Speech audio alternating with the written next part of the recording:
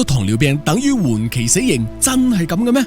你係唔係食藥打針，錢冇少使，併發症仲係嚟咗，從頭到腳都係病，自己受罪唔講，仲連累家人？降血糖淨係食藥唔得噶，無論係西藥、中藥，抑或係胰島素，一旦長期使用，都會透發藥源性併發症。原因如下：西藥併發症容易沉積化學毒素，容易喺血液同血管壁囤積，腐蝕精神系統，造成手腳麻木、發涼、皮膚瘙癢、傷口難愈合等等，必須小心誘發高血壓、動脈硬化、腦中風、冠心病等併發症。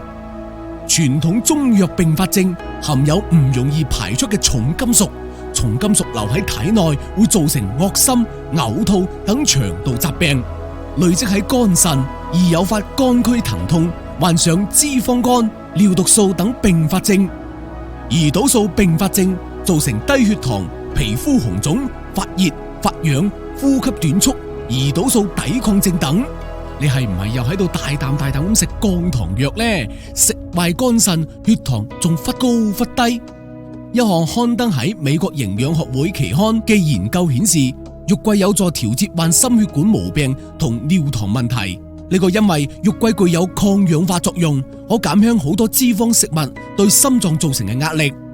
根黃肉桂精華膠囊採用完善嘅科學化提取技術，萃取肉桂水溶性成分，唔含雜質及有害成分，使人體更易吸收其草藥精華。佢有助溫養脾胃，促進消化液分泌，溶解碳水化合物及激活胰島素嘅反應能力，有助促進糖分同能量嘅轉換過程。